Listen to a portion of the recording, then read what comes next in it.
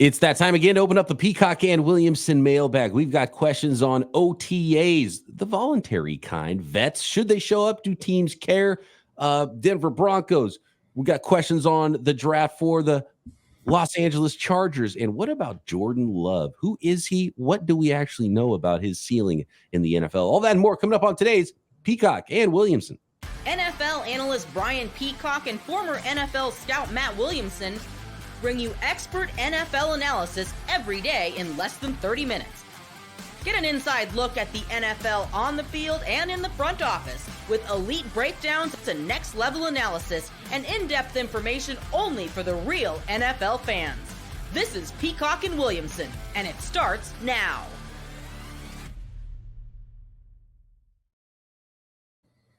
Welcome to the Peacock and Williamson NFL Show. Brian Peacock alongside Matt Williamson at BD Peacock at Williamson NFL. Thanks, everybody, for making us your first listen on the Locked On Podcast Network, your team every day. We appreciate our everydayers out there, and it's always fun to hit that subscribe button, right? Click some buttons. Click that thumbs up and the notification bell and all those things. But we love it, and we appreciate it. It helps us out tremendously when you do subscribe on YouTube or anywhere you are listening to this podcast. We got a lot of good questions in here. Let's see how many we can get to today. We always think we're going to get to a lot, and we end up talking too much, Matt. But when it comes to OTAs, which we are actually, I take that back. I think one of our listeners, Coach, frequent commenter and listener, Coach Lamers, yeah.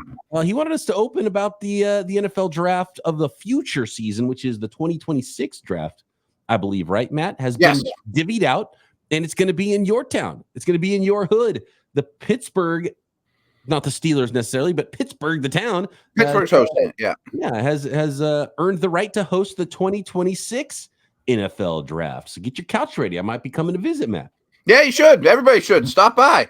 It's on the couch for all the listeners out there. So real quick, I just want to comment on it. I kind of knew this was coming. Everyone kind of thought it was coming. It was either going to be 26 or 27.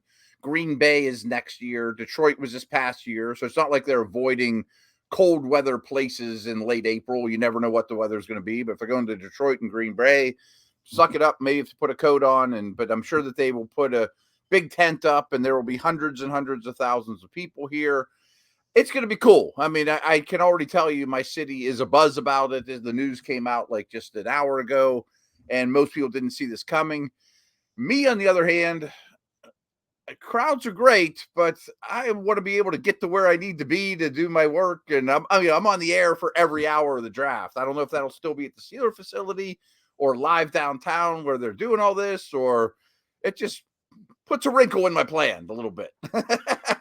Matt, is this a way for the NFL to appease the cold weather cities because they're not going to give them a Super Bowl? Don't give them a Super Bowl. Like, here's the draft instead. We're going to keep the Super Bowl in Florida and some of these warm places with the dome.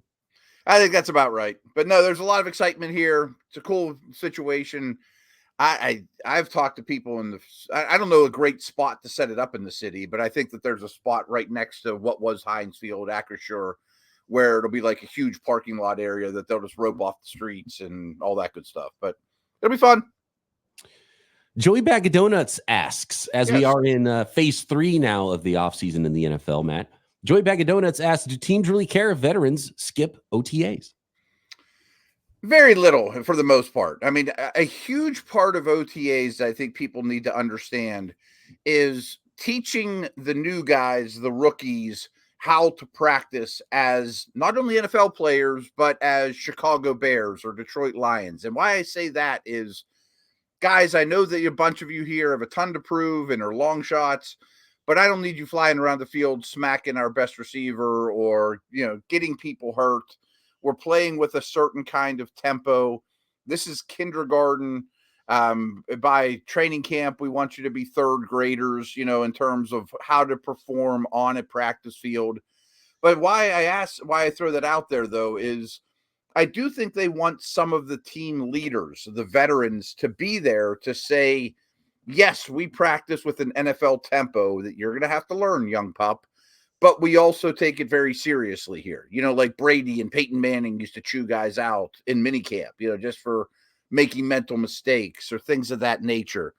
But to relate it back home here, Cam Hayward, who's by far the Steelers' like biggest leader and NFL Man of the Year this year and all that good stuff, is quote holding out, which it's not a holdout if it's voluntary. He was not at OTAs this week. But yesterday they interviewed Tomlin. He's like, yeah, Cam and I were texting on Monday, like just like every day. Like, don't care one bit. Right. It's yes and no, because you do want veterans there and you want to set the tone. And but there's some players that just have a different, they live on the opposite coast and they have their own workout routine and they're veterans and they've earned the right. And it is voluntary for some players that are fighting for a spot. It's not voluntary. You need them to be there because they are trying to earn a spot on the roster and a spot on the team. And it might say voluntary OTAs, but that's not voluntary for those guys who are fighting for that roster spot. So if you're going to miss OTAs, you better have a secured hierarchy on your football team. But they don't want all the veterans to not be there either. So you need some veterans around to show the young guys how things are going to go. And it's the easiest time to hold out for a player too, because it's voluntary. Right. And you're like, yeah, just let's send a little message. We're trying to get this contract thing done, but it's not like you're going to lose any money over it. And it's not like but it's just just to kind of let the team know, a little nudge. Hey, don't forget about me. I know you got a lot going on. Get my contract situation figured out before the mandatory mini camps start hitting and before especially training camp starts to hit. I mean, I say this because I'm so close to the team, and I would have been down there all week at OTAs, except the Steelers happen to be putting a roof on their facility, so there's nowhere for us to set up for radio. But I'll be down there next week, and there is stuff to glean from there. But I just want people to know, like, they're happy Russell Wilson's there. They're not real concerned about Cam Hayward, but Russell Wilson's new, and it makes the right impression that he's there. But even, I mean, my old school buddies that have been covering the team forever, they said this time of year for OTAs, they may or may not have seen Bill Cowher. Like, that's not even a knock on Cowher. As times have changed so much, there was no cameras down there. Cowher might have stuck his head out for a while or came out, but wasn't like orchestrating practice. Like, it's not as big a deal as people think, folks. So an interesting one for the 49ers is Nick Bosa, and he's one of those. Him and his brother they built their own facility in Florida. And they work out and they come to camp in amazing shape, but they spend off season in their house. And last off season, Nick Bosa had a contract holdout and he missed a lot of training camp. And he talked about how it hurt him to start the season. And he wasn't, quite in mid-season shape when he wanted to be. He was at OTAs this year, and he's one of the first guys where you would expect him not to be there because he's got a very good routine that he's got back home. But, he wanted to set the tone this season. And I think that's important too. So having veterans that are there setting the tone is important. So it's not nothing if a veteran is showing up to voluntary OTAs. I think that's another aspect of it is I do believe a lot of these guys, the Bosos are a perfect example. Troy Polamalu didn't used to come, get more done away. Like they get in better shape. They get more Bosa specific stuff done. You know what I mean? As opposed to what the coaches have you run through preliminary hoops and, stuff that he could do in his sleep. But I also think there's some camaraderie involved too. I mean, a lot of these guys do not live in the town that they're employed, so if you could come in for 3 days, go to your buddies for a barbecue at night, have some beers with the rest of the O linemen, there's something to be said for that too, away from the field. Yeah, and there needs to be, especially on the offensive side of the ball, like you need the quarterback to be there because you're trying to build this cohesiveness as a unit on the offensive side of the ball. So you need to, everyone needs to start getting on the same page. If you're a defensive end, you need to know how to, hold up against a double team. You need to know how to, you work with your hands and, and be in good shape for the football season. So it's not as important, but so yes and no, but for the most part, nobody's super worried about it. And, is it really a holdout? I guess it is for some players, but they're, and that might be the reason they're not there, but it's not really a holdout unless their paycheck starts to become in danger. Last thing, again, this is a Steeler-related thing, but it's effective across the entire league. The offensive guys, since there's a new offensive coordinator, Arthur Smith, they're going to be more scrutinized to be there because they're all learning the offense for the first time together, more or less, where the same defense has been in place in Pittsburgh forever, whether it doesn't matter who the coordinator is. Cam Hayward, TJ Watt could probably teach that course. Like they're getting nothing on the whiteboard in the film room right now where the offensive side is. Next, have we been too harsh on the Denver Broncos? Could they be the worst team in there? conference? What about the Chargers? Would their grade have changed if they went wide receiver in round 1 versus Joe Alt at tackle? And Jordan Love, what's his ceiling? More in the hopper for today's Peacock and Williamson mailbag.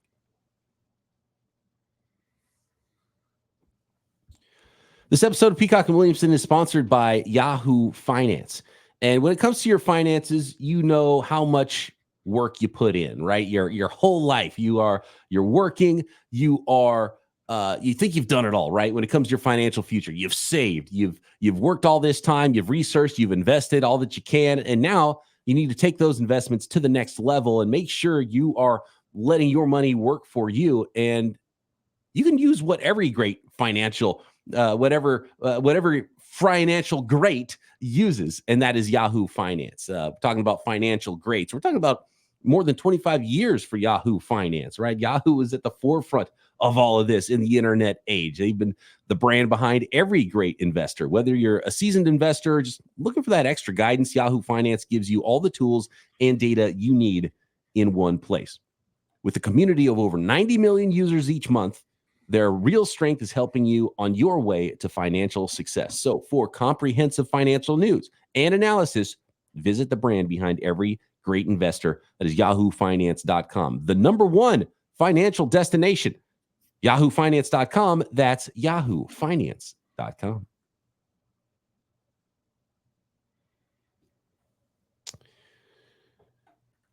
I'm going to ask the question this way. Have we been too harsh on the Denver Broncos, Matt? Because we didn't give them a good grade. I gave them a C- in their draft. I like the fit of Bo Nix. I don't like where they drafted him. I'm not sure where this team is headed. I'm not sure how many waves they are going to be able to create in their division. And we got a question here from Jared. Will the Broncos be the worst team in the AFC this year? Jared gets those vibes. Do you get those vibes, Matt? Many times pre-draft, I said, I think I'd rather be the GM of 31 other teams other than the Broncos. And a lot of that's just because they didn't have a great resource to get their quarterback at a reasonable rate. You had to kind of overpay. I mean, all the ramifications of the Russell Wilson stuff, not a ton of talent on the roster. You have new ownership that I always just question new ownership. I don't know if they're good or bad, but I think there's no manual to being an NFL owner. Just because you're good at Walmart or Home Depot doesn't mean you can run a team. And you've got a powerful head coach, which could be an asset, could not. But I do think there's something to be said for Sean Payton or Harbaugh or Tomlin or Pete Carroll that knows how to win games in this league and how to build a roster that they want. There must be some reason that they're drafting Franklin and Mims and smaller, get out of your break quick type receivers and a quick processor at quarterback. And there are some pieces in place, but all in all, I think they're in the bottom tier of the AFC. I would bet that New England gets that distinction as the worst team in the AFC when it's all said and done. They also have the hardest schedule. I think the Raiders, Titans, and Denver are probably fighting for 15th place. That reminds me, I've got a fantastic quote about New England Patriots camp, the first without Bill Belichick for a couple of decades. And I think on tomorrow's episode, we should go around the league a little bit. Yeah. I've been collecting some very interesting anecdotes and notes and quotes from different camps and different OTAs around the NFL this spring, and the Patriots being one of those.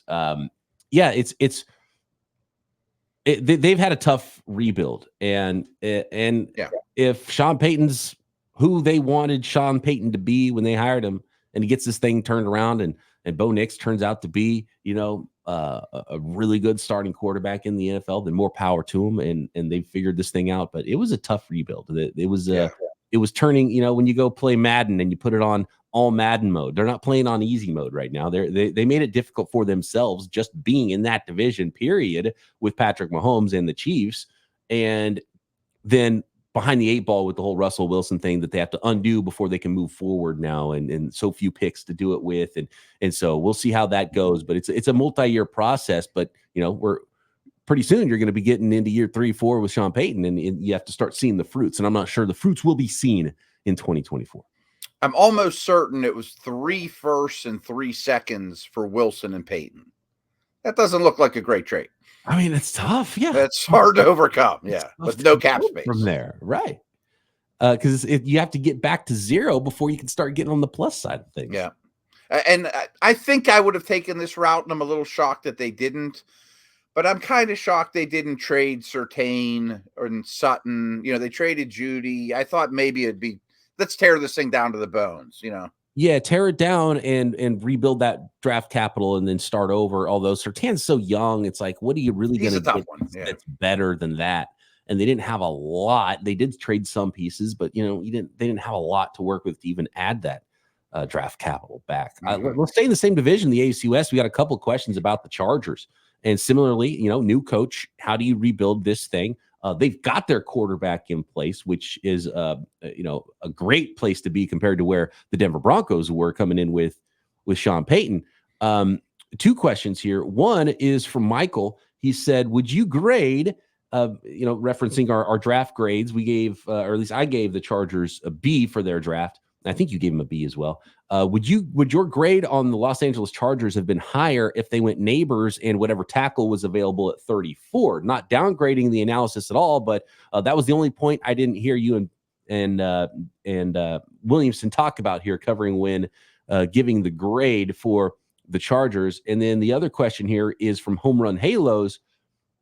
Says, who will have more of an impact in their rookie year for the Chargers, McConkey or Joe Alt? So, the question of tackle versus wide receiver, the way I would answer this, Matt, is if you have to go, you have to draft at 5, and then you have to draft again early round 2, and you have to take a tackle and a receiver. I think they did it right, because I think that's where the strengths were at those spots. There was going to be a better receiver early round 2 than a tackle in early round 2, right?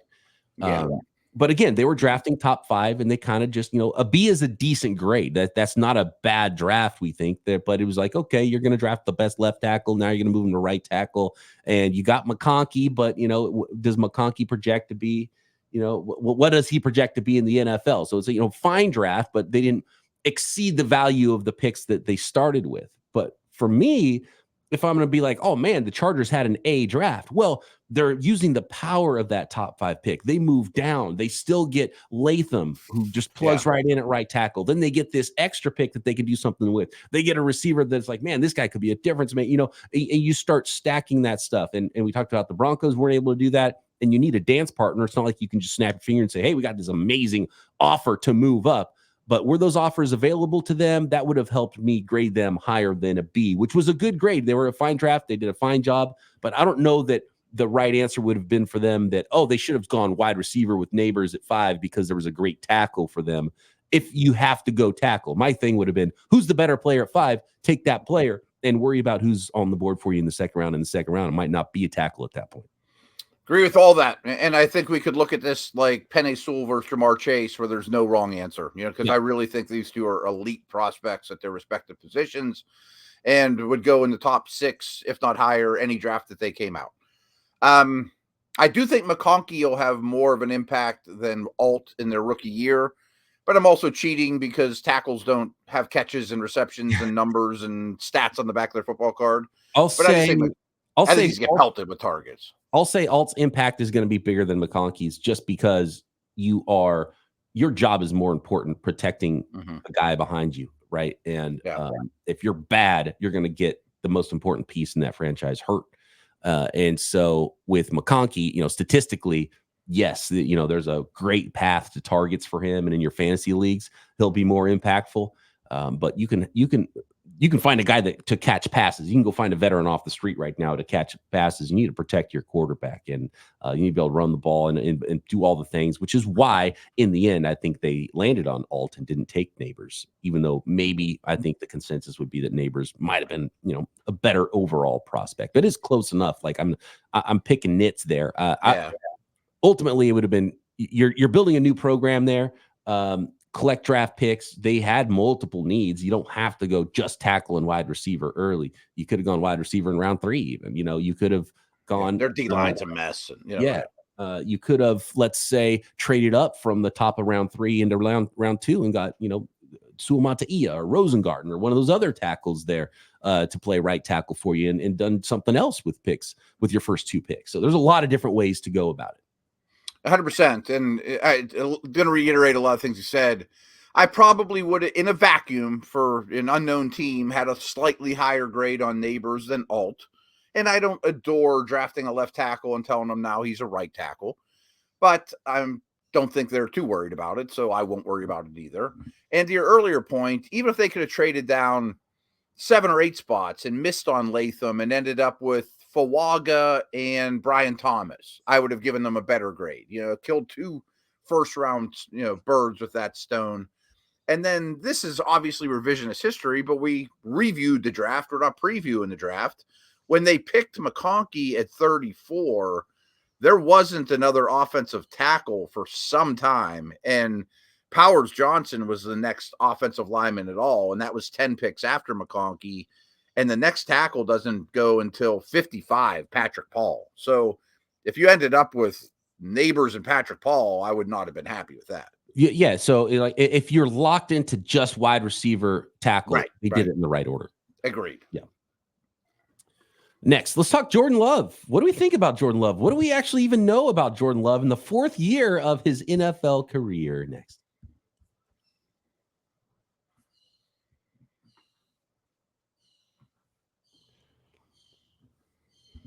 It's been a little while, Matt, that we had a mailbag question from the Jerry Rice of question askers, as he is known in some circles. That is Josh on Twitter.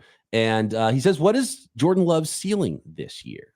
The ceiling, I think, is an easier question to answer than what his floor is, because is there a big enough sample to know that he's as good as what we've seen him at his best and what he could be in the NFL, man? I think this could still go a number of ways for Jordan Love, because, if we only judge this off the first, he's played 3 full seasons or 4 full seasons now. He's going into year 5 already. Yeah, this would have been his 5th-year option, but they didn't pick it up because of weirdness. They did the 2-year extension instead of the option, right? Last year. Yeah. So 3.5 years of Jordan Love. He's the Herbert Burrow draft class. Right. So if we were judging Jordan Love, what he would be in the NFL based on 3.5 years, we'd have been like, the Packers are probably drafting another quarterback, right? But if we're judging them on how it ended last year and seeing that, was like, oh my God, okay, maybe they did find their guy. So which do you weigh the most, and how much do we actually know? I think there's some volatility here with Jordan Love, but you got to be excited about what you saw there. And the ceiling was always there for Jordan Love. So what's the ceiling? The ceiling is superstar quarterback, I guess. I think so too. And so when the preseason broke last year, I said here, I am now convinced Jordan Love is an NFL starter. And I mean that, as a great compliment. But I also said Kenny Pickett and Love are legit NFL starters coming out of camp. And the year before, I said Mac Jones is an NFL starter coming out of camp. Things can change quick, I guess is what I'm saying. And there is a long list of players who had a good half season that did not have a great career. And I'm super excited about the Packers, youngest team in the league. Look at all these receivers. Throw Josh Jacobs in a mix, first-round lineman. Seems like a really well-coached unit.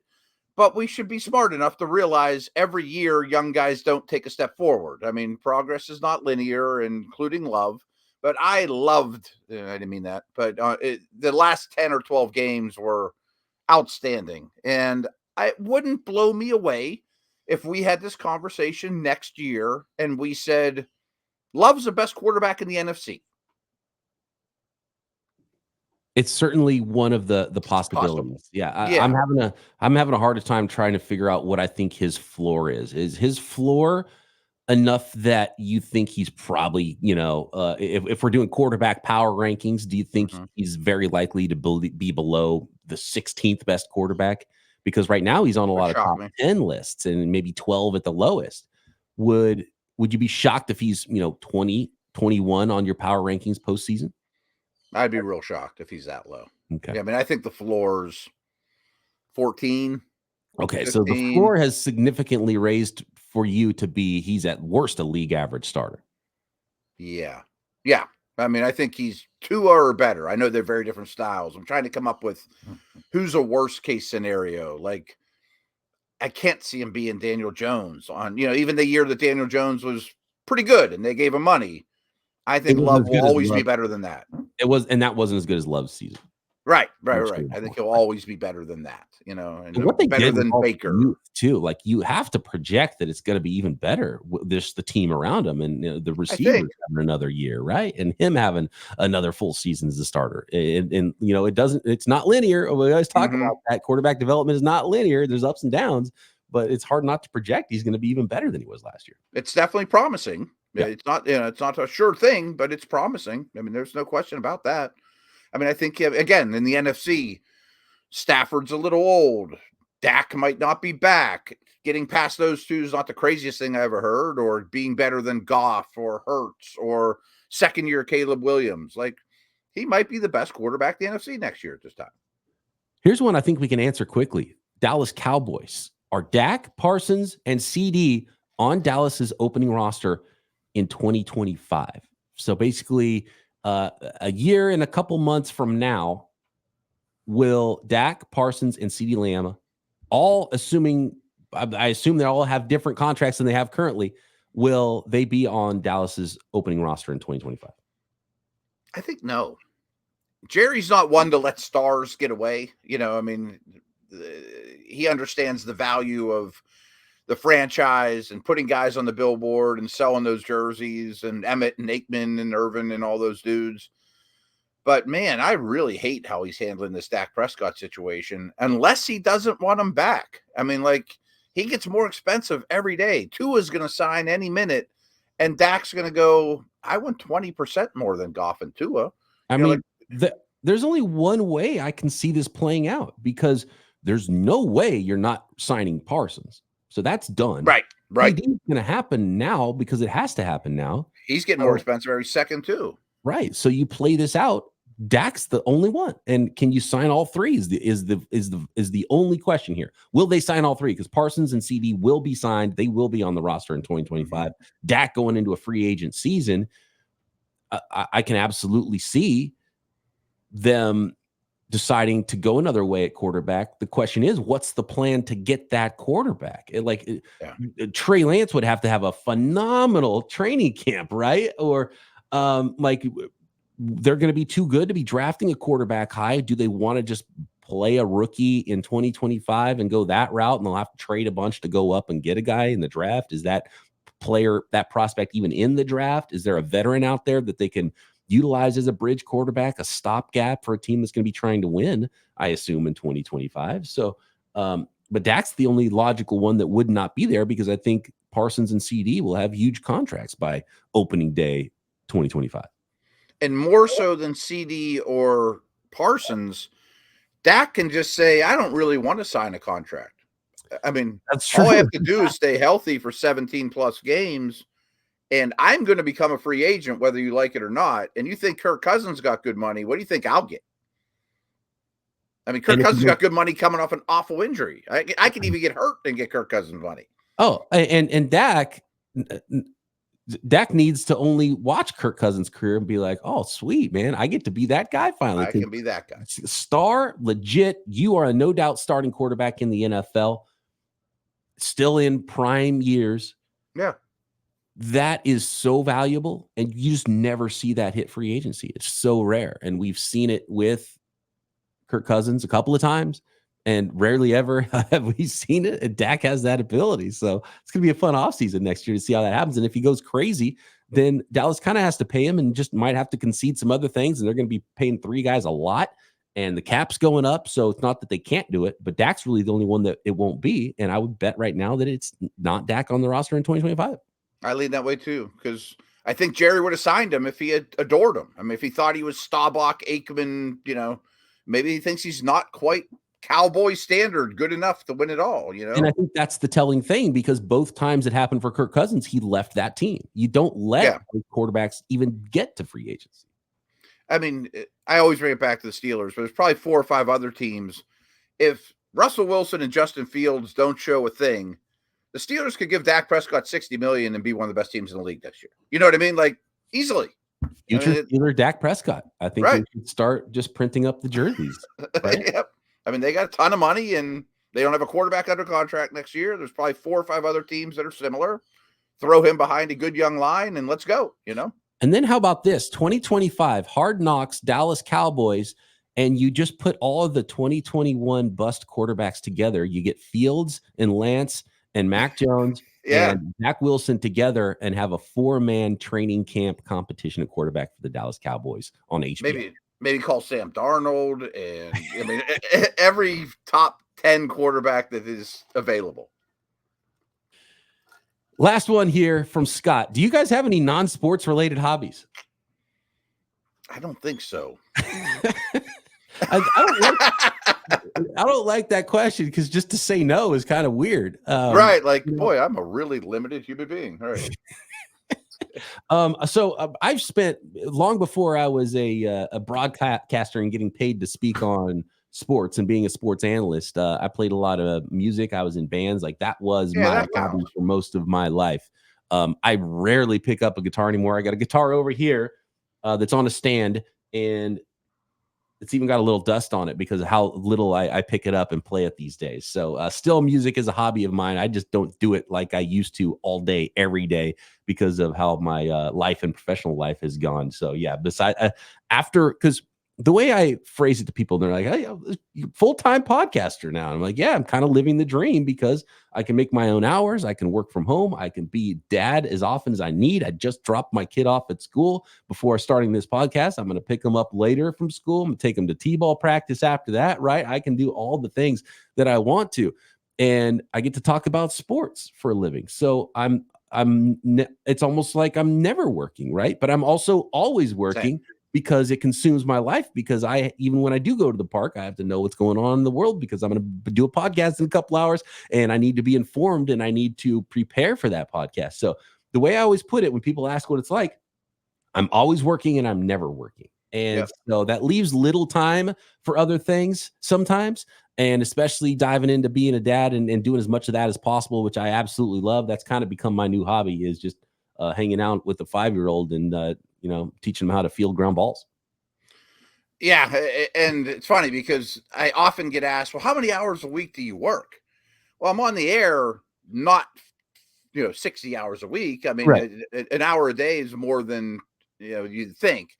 And I say, basically, I answer the question with, I'm either always working, but the real answer is 0 hours a week, because it doesn't feel like work to me. Because if we were hosting an accounting podcast right now and Joey Bag of Donuts asked, do you have any other hobbies outside accounting? I'd be like, all I do is pay attention to football every second of the day. You know what I mean?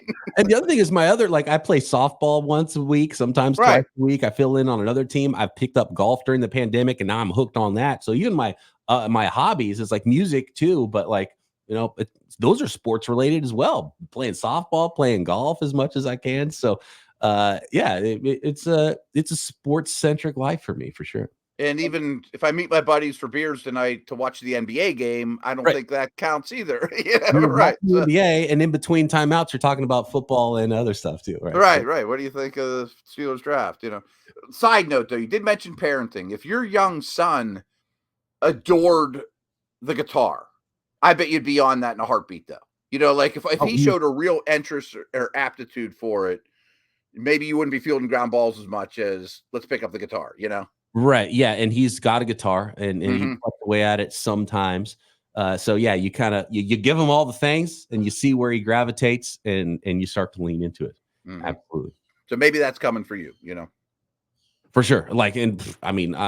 I've heard horror stories about like travel ball and stuff like that. So God forbid he gets really good at a sport, and then that's going to cost a lot of money, and we're going to spend all our weekends out of town and traveling and doing those types of things, which would be awesome. But it's a blessing and a curse, apparently, from what I understand. So yeah, I had 2 kids in club volleyball for about 2 years each at the same time, and I needed to pick up a new podcast to pay for it, and weekends away, and convince them not to do that anymore. But anyway, I appreciate all the listeners out there, all the everydayers, and all the questions. You can hit us up anytime every week, every day at BD Peacock, at Williamson NFL. Drop a question or a comment on YouTube. Make sure you subscribe while you're there and everywhere you listen to your podcast. Matt and I back tomorrow around the league OTAs right here. Peacock and Williamson.